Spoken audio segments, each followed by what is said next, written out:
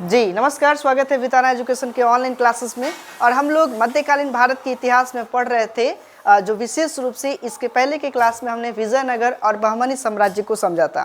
ठीक इसके बाद इसके पहले हम इब्राहिम लोदी यानी लोदी वंश को समझा था, और लोदी वंश के बाद बाबर का आक्रमण भारत पर होता है और मुगल वंश की नींव हो जाती है। तो विशेष रूप से मुगल वंश का प्रारंभिक दौर क्या था उसे समझने का प्रयास करेंगे और मुगल वंश का संस्थापक बाबर को जानने का प्रयास करेंगे। यही मुगल वंश जो है 1526 ईस्वी से लेकर और 1707 ईस्वी तक इसका पूर्व काल चलता है, यानी प्रारंभिक दौर चलता है। और वही 1707 ईस्वी के बाद से 1857 से उत्तर मुगल काल जो है शुरू हो जाता है। मुगल काल का जो है मुगलों का परिचय जो है हम विशेष रूप से समझेंगे कि यह तुर्कों के चगताई शाखा से संबंधित है। यानी तुर्क में भी एक तैमूर लंग थे, यानी तैमूरों का शासन था, और तैमूर के ही जो चंगेज खा के एक वंशज यानी उनका जो शासन चल रहा था वो चगताई शाखा थे। और इसी में मुगल जो थे मंगोल प्लस तुर्क, यह दोनों को मिलाने के बाद एक नया शब्द बना मुगल शब्द, जिसे अपने आप को स्वयं को यह बहादुर समझते थे। यानी इनके संस्थापक, मुगल वंश के संस्थापक बाबर माना जाता है। और बाबर जिसका वास्तविक नाम जहीरुद्दीन मोहम्मद बाबर था। यह प्रश्न आ जाता है कि बाबर का मूल नाम क्या था, तो बाबर का मूल नाम जहीरुद्दीन मोहम्मद बाबर था। इसके पिता का नाम उमर शेख मिर्जा, जो स्वयं उमर शेख मिर्जा जो है यह शासक था फरगना का, यानी फरगना का एक शासक था उमर शेख मिर्जा, और यह तैमूर के वंशज थे। और उमर शेख मिर्जा जो है इसकी पत्नी अर्थात बाबर की माता कुतलुग निगार खानम, यह चंगेज की वंशज थी। चंगेज जो है चंगेज खां जो मंगोल का शासक था, और मंगोल के वंशज होने के कारण यह मंगोल अपने आप को कहती है, और यह तैमूर, और दोनों के मिश्रित जो है उसे मुगल कहा जाता है। और यही जहीरुद्दीन बाबर जिसे मुगल वंश का संस्थापक माना जाता है। तो यहाँ से एक दो पॉइंट ऑब्जेक्टिव आता है कि बाबर की माता का नाम क्या था, तो यह था कुतलुग निगार खानम, और बाबर के पिता का नाम क्या था, तो उमर शेख मिर्जा। प्रश्न आता है बाबर प्रारंभिक दौर पर कहाँ का शासक था, तो फरगना का शासक था। चूंकि फरगना का शासक इसके पिता थे, और पिता की मृत्यु के बाद वह उसका उत्तराधिकारी बन जाता है। और यही पिता की मृत्यु का कारण अगर समझेंगे तो हम जानेंगे कि 1494 ईस्वी में पिता की मृत्यु के बाद मात्र 12 वर्ष की अल्प आयु में, बहुत कम आयु में वह फरगना का शासक बनता है। कारण यह था कि फरगना में जो शासक उमर शेख मिर्जा थे वह अपने संबंधियों से हमेशा परेशान रहा करते थे, और इनका युद्ध जो है इसके साला के साथ होता है, और उस युद्ध में इस मृत्यु को प्राप्त कर जाते हैं उमर शेख मिर्जा, जिसके बाद इसका उत्तराधिकारी कौन बनते हैं, बाबर बनता है स्वयं। और मात्र 12 वर्ष की आयु में यह शासक बनता है। अब यह 12 वर्ष की आयु में जब शासक बनता है तो इसके साथ बहुत सारी ऐसी समस्याएं होती है, जिसका प्रारंभिक तौर पर देखेंगे कि बाबर हमेशा संघर्षों से जूझता रहा। जब तक जीवित रहा तब तक संघर्ष, और मृत्यु हो गया तो मरने के बाद भी इसका संघर्ष यहाँ पर जारी मिलेगा। मरने के बाद भी इसके जो शव है उस शव को कभी आप देखेंगे कि भारत में दफनाया गया, तो कभी भारत से बाहर दफनाया गया। तो ये चीज़ें आपको देखने को मिलेगा। यही चीज़ हम देखेंगे कि इसके प्रारंभिक संघर्षों में जब 1494 ईस्वी में फरगना का शासक बनता है, तो उसका जो है उसका एक इच्छा रहती है कि मैं समरकंद को जीत लूं। हालांकि समरकंद को जीतने का यह प्रयास 1494 ईस्वी में करता है, लेकिन यह असफल रहता है। अब बात करते हैं कि समरकंद क्या है, तो समरकंद जो है तुर्कों की एक राजधानी के रूप में थी। वहाँ राजनीतिक विकास ज़्यादा था, व्यापारिक केंद्र था, जिसकी वजह से बाबर की इच्छा जाहिर होती थी कि मैं तुर्कों का एक शासक के रूप में रहूं और समरकंद को जीत लूं। अब जैसे भारत में दिल्ली जो है एक दिल्ली में सल्तनत काल चल रहा था, वैसे ही तुर्कों का जो शासन समरकंद में चल रहा था। तो वहां पर वह जीतने का प्रयास किया पहले राउंड में, और वह असफल हो जाता है, हार जाता है। लेकिन हार जाने के बाद उसने प्रयास छोड़ा नहीं। यानी यही कहा जाता है कि जीत उसी की होती है जो बार बार कोशिश करते हैं। और इसने फिर दोबारा कोशिश किया 1497 ईस्वी में। ठीक 3 साल के बाद 1497 ईस्वी में इसने समरकंद को जीत लेता है, लेकिन कुछ दिनों के लिए, मात्र 100 दिनों के लिए समरकंद पर यह राजा यानी शासक के रूप में बनता है। फिर वहां से इसको भागना पड़ता है, और पुनः 1501 ईस्वी में फिर उसने जीता किसको, तो 1501 ईस्वी में इस बार जीता, तो 8 महीनों के लिए इसने जीत दर्ज की। समरकंद को 1501 ईस्वी में 8 महीनों के लिए जीता। फिर उसे वहां से भागना पड़ा, उसको छोड़ना पड़ा, और फिर उसे ऐसा लगा कि अब मैं पश्चिम क्षेत्रों में ना जीत करके मैं क्यों ना पूरब क्षेत्र की तरफ बढ़ूं। और वह पूरब क्षेत्र की तरफ बढ़ा तो काबुल को जीतना इसके लिए आसान था और गजनी को जीतना इसके लिए आसान था। तो 1504 ईस्वी में इसने 2 प्रांत को जीत लिया, काबुल और गजनी। और काबुल और गजनी को जीतने के बाद इसने 1507 ईस्वी में स्वयं को बादशाह की उपाधि धारण की। अब यहां से प्रश्न पूछता है कि कौन ऐसा शासक था जो स्वयं को बादशाह की उपाधि धारण किया। तो बादशाह की उपाधि धारण करने वाला था बाबर, जो किसके जीतने के बाद किया, तो काबुल और एक और गजनी प्रांत को जीतने के बाद इसने बादशाह की उपाधि धारण किया 1507 ईस्वी में। तो ये एक इंपॉर्टेंट पॉइंट है। इसके बाद आते हैं 1511 ईस्वी में, ठीक 4 साल के बाद फिर एक बार और सोचता है कि चलो भाई फिर से हम पूर्व दिशा की तरफ समरकंद को जीता जाए। तो समरकंद पर आक्रमण करता है, लेकिन 1511 में आक्रमण तो कर लेता है, पुनः इसे 1512 में वहां से भागना पड़ता है मात्र 1 साल तक। तो यह निर्णय ले लेता है कि हम जो है पश्चिम दिशा में शासन नहीं कर पाएंगे, सबसे आसान मेरे लिए रहेगा कि मुझे किधर की तरफ बढ़ा जाए, तो पूर्व दिशा में भारत की ओर चला जाए। तो भारत की तरफ अब इसके बाद मध्य एशिया और समरकंद के बार बार असफलताओं के कारण यह भारत की ओर बढ़ना उचित समझा और भारत क्षेत्र में आने का प्रयास किया। अब हम समझेंगे कि बाबर जब भारत की तरफ आता है, भारत पर आक्रमण करने से पहले वह किन क्षेत्रों को जीता। तो भारत पर आक्रमण से पहले 1519 ईस्वी में सबसे पहले सीमा क्षेत्र बाजौर और भेरा को जीता। यह पहला जो है भारत पर सीमा क्षेत्र बाजौर और भेरा को इसने जीत लिया। ठीक इसी तरीके से 1519 ईस्वी में ही पेशावर तक जीत लिया, जो विशेष रूप से पेशावर पाकिस्तान का क्षेत्र है, और वहां तक जीत लेता है 1519 ईस्वी में। इसके बाद 1520 ईस्वी में यह लगातार क्षेत्र को जीतते जा रहा है। भारत के आप भारत के देखेंगे कि उत्तर पश्चिम की जो सीमा रेखा है, उन सभी सीमाओं क्षेत्रों को यह 1520 ईस्वी बाजौर भेरा से पंजाब के सियालकोट तक जीत लेता है। और पूर्ण रूप से 1524 ईस्वी में देखिएगा कि वह लाहौर सहित लगभग पंजाब के अधिकांश भाग को वह जीत चुका था।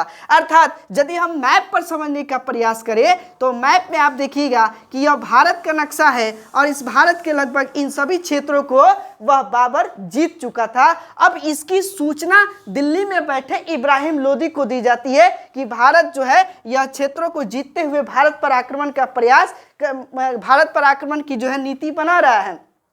तो इब्राहिम लोदी का कहना था कि जब तक वह दिल्ली की तरफ नहीं बढ़ता है तब तक हम उस पर आक्रमण नहीं करेंगे। और साथ ही इधर आप देखिएगा कि मेवाड़ क्षेत्र में जो राणा सांगा का शासन चल रहा था उस समय, तो राणा सांगा भी इसके बाद इसके साथ समर्थन में थे कि तुम दिल्ली पर आक्रमण करो, इब्राहिम लोदी पर आक्रमण करो, हम तुम्हारा समर्थन देते हैं। साथ ही इधर आप देखिएगा कि बुंदेलखंड क्षेत्र में मेदिनी राय का शासन चल रहा था। और दक्षिण क्षेत्रों में इधर हम बात करें, जबकि बहमनी साम्राज्य 5 राजाओं में बटा हुआ था और विजयनगर में जो कृष्ण देवराय प्रथम का शासन चल रहा था इस समय दक्षिण क्षेत्रों में। तो यह स्थिति थी भारत में, और भारत में एक राजा दूसरे राजा का हमेशा से प्रतिद्वंदी था, जिसके वजह से एक विदेशी आक्रांता भारत में आता है और पूरा एक मुगल वंश की नींव रख देता है और मुगल वंश यहाँ पे चलने लगता है। यही हम बात समझें कि बाबर के आक्रमण के समय भारत की जो स्थिति थी, राजनीतिक स्थिति बिल्कुल दयनीय थी, और यहाँ के जो शासक थे, जो छोटे छोटे राजा थे, वह एक दूसरे में प्रतिद्वंदी होने की वजह से इसका लाभ किसको मिला, तो इसका लाभ बाबर को मिला। और यह बाबर ने सबसे पहला युद्ध पानीपत का प्रथम युद्ध भारत पर चढ़ाई किया, और पानीपत में इसका पहला युद्ध होता है 21 अप्रैल 1526 को। यही वह डेट है जो याद रखिएगा कि जो बाबर भारत पर आया 21 अप्रैल 1526 को, और बाबर यहाँ पर मुगल वंश की नींव रख देता है पानीपत के युद्ध के साथ। यहाँ पर मात्र कहा जाता है कि बाबर के पास मात्र 12,000 सेना थी। और इधर आप देखिएगा कि दिल्ली सल्तनत इब्राहिम लोदी के पास एक विशाल सेना थी, लेकिन फिर भी इब्राहिम लोदी युद्ध में पराजय को स्वीकार करता है और वो हार जाता है, और युद्ध भूमि में ही इसकी जो है हत्या हो जाती है। और यही दिल्ली सल्तनत का एकमात्र अंतिम और प्रथम शासक था जो युद्ध भूमि में मारा गया, इब्राहिम लोदी। तो इसने, बाबर ने दिल्ली सल्तनत के शासक इब्राहिम लोदी को पराजित किया। इस पराजित करने के कारण जो है इसमें, इस युद्ध में इसने सबसे पहली बार तोपखाना का प्रयोग किया गया। यानी यहां से भी प्रश्न आता है कि वह कौन सी ऐसी लड़ाई थी जिसमें पहली बार तोप का प्रयोग किया गया। तो पहली बार तोप का प्रयोग पानीपत का प्रथम युद्ध में किया गया। और यह जो तोपखाना था, इस तोप का प्रयोग जो है इसने उस्मानिया पद्धति से तोप को सजाया था। साथ ही इसने तुलगमा पद्धति से, तुलगमा युद्ध की नीति से इसने अपनी सेनाओं को सजाया था। तुलगमा युद्ध नीति एक उज्बेक जातिया है और उस उज्बेक जाति जब भी आक्रमण करते थे तो इसी हिसाब से तुलगमा पद्धति से आक्रमण करते थे। इनकी सेना जो है चांद के आकार में बटी हुई होती थी और यह एक तरफ से युद्ध करके, लड़ाई करके फिर भागते थे और फिर इधर से लड़ाई करके फिर भागते थे।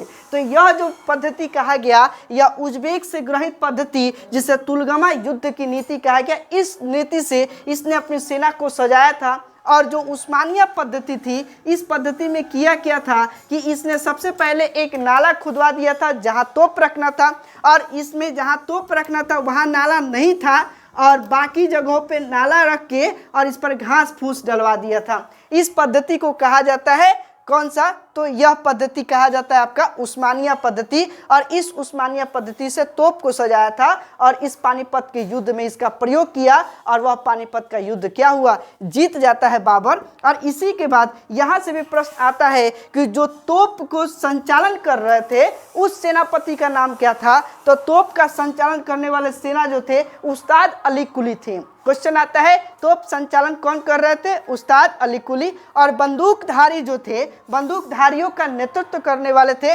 उस्ताद मुस्तफ़ा। तो यहाँ से भी क्वेश्चन आता है कि पानीपत के प्रथम युद्ध में बंदूकों का नेतृत्व कौन कर रहा था? तो उस्ताद मुस्तफ़ा। और तोप के संचालन का नेतृत्व कौन कर रहे थे? उस्ताद अली कुली के द्वारा किया जा रहा था। इसी में हम देखेंगे कि 1526 ईस्वी में पानीपत के प्रथम युद्ध के बाद 1526 ईस्वी में बाबर स्वयं को बादशाह घोषित करता है। अब देखिए यहाँ पर बादशाह घोषित कब करता है? तो 1526 ईस्वी में करता है। किस युद्ध के बाद? तो पानीपत के प्रथम युद्ध के बाद इसने स्वयं को बादशाह घोषित करता है। लेकिन अभी भी इसको डर है। यह डर इसलिए है कि यह चाहता था कि भारत पर हम अस्थायी रूप से शासक बने। अभी हम अस्थायी रूप से नहीं है। कब तक? जब तक हम राणा सांगा को पराजित नहीं कर देते हैं। तो इसका मुख्य उद्देश्य यहाँ था। इसके बाद युद्ध के पश्चात बाबर ने अपने उदार स्वभाव को दिखाया। इसने क्या किया कि चांदी के सिक्के बंटवाना शुरू कर दिया और वह चांदी के सिक्के जो थे शाहरुख नाम की मुद्रा से प्रारंभ किया। तो क्वेश्चन आता है कि शाहरुख नाम की मुद्रा यानी किसने शुरू करवाया? तो यही था, बाबर था, जो चांदी का सिक्का बंटवा रहा था, जिसके वजह से लोगों ने इसे कलंदर की उपाधि दिया। यह लोगों के द्वारा दिया हुआ उपाधि कौन है? कलंदर है, जो पानीपत के प्रथम युद्ध के बाद इसने जब चांदी के सिक्के लोगों में बंटवाना शुरू किया तो लोग इसे उदार स्वभाव के लोग समझते थे और इसे कलंदर कहना शुरू कर दिए। इसी ने क्या किया कि फिर इसके बाद यह पानीपत के बाद खानवा का युद्ध किया। यह 1526 में पानीपत का युद्ध होता है। 1527 ईस्वी में खानवा का युद्ध होता है और खानवा का युद्ध बाबर और राजपूत राजा राणा सांगा के साथ होता है, जिसमें राजपूत राजा राणा सांगा की पराजय हो जाती है। और यहाँ पर भी देखिएगा, लेकिन यह बाबरनामा अपनी जो है, बाबर अपनी पुस्तक जो लिखता आत्मकथा, उस आत्मकथा में यह बात कहता है कि भारत में अगर कोई राजा है जो मेरे प्रतिद्वंदी के रूप में है तो वो है राणा सांगा है। क्योंकि राणा सांगा जो है आप देखेंगे एक बहुत ही बढ़िया योद्धा थे। लगभग 100 युद्धों को इन्होंने जीता था और इनके शरीर पर 80 से भी ज़्यादा घाव लगे हुए थे। यही कहा जाता है कि 81 घाव खाने वाले राणा सांगा थे। और राणा सांगा के साथ जब युद्ध होता है तो कुछ देर तक के लिए बाबर भय में पड़ा रहता है कि कहीं मेरी हार नहीं हो जाती। लेकिन यहाँ पर देखिएगा कि बाबर ने एक कूटनीति का प्रयोग किया, एक चाल चला सभी मुसलमानों को एक तरफ आकृष्ट करने के लिए। इसने एक बहुत अच्छा भाषण दिया और उस भाषण में जिहाद शब्द का प्रयोग किया, और जिहाद अर्थात इस्लाम की रक्षा के लिए धर्म युद्ध, यह शब्द का प्रयोग किया।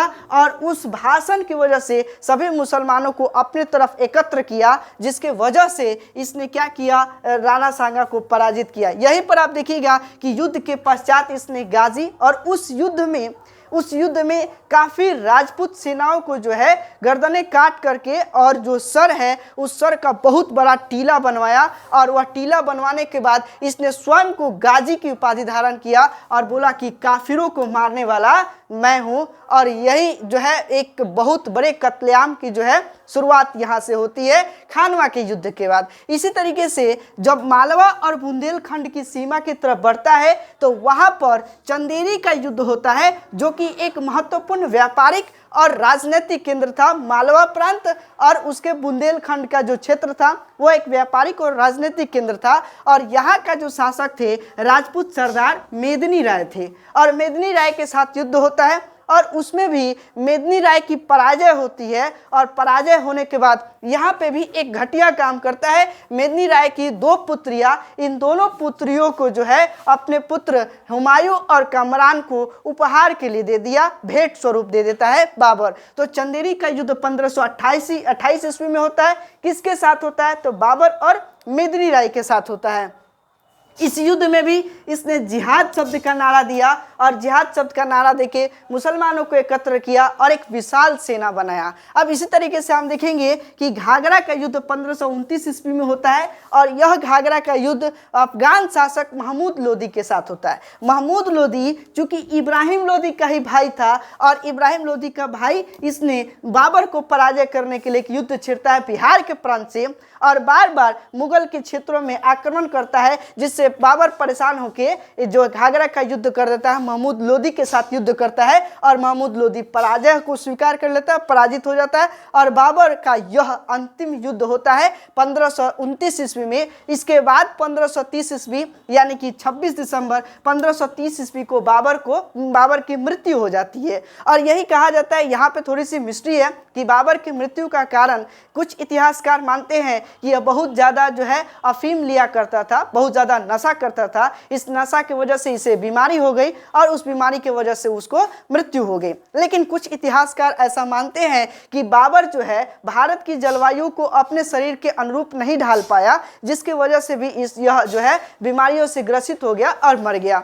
तो इसमें अभी कुछ मिस्ट्री बनी हुई है, इसलिए यह विशेष अभी इसका डिटेल्स नहीं मिलता है। वही उसके शव को जब मृत्यु होता है तो उसके शव को पहले आगरा के आराम बाग में आराम से दफनाया गया, लेकिन यह इसको आराम कहाँ मिलने वाला था। यह भागने वाला व्यक्ति एक बार कभी समरकंद पर, कभी भेरा, कभी बाजौर, कभी इधर, एक जगह कहीं अस्थायी नहीं रहा। और यह अपने पुस्तक में यह भी लिखता है कि मैं एक ऐसा व्यक्ति हूँ जो किसी भी स्थान पर 2 रमजान को मैंने कभी नहीं देखा, 2 रमजान कभी देखा ही नहीं, वह एक जगह स्थिर था ही नहीं। और मरने के बाद भी आप देखेंगे कि इसे सबसे पहले आगरा के आराम बाग में दफनाया गया, लेकिन जब इसकी पुस्तक पढ़ी गई बाबरनामा, तो उस बाबरनामा में लिखा हुआ है कि मेरे शव को वहाँ दफनाया जाए जहाँ मेरा जो है जन्म स्थल है, वहाँ दफनाया जाए। तो इसे फिर वहाँ से निकाल कर और काबुल पहुँचाया जाता है, और काबुल में इसे दफनाया जाता है। तो अभी वर्तमान में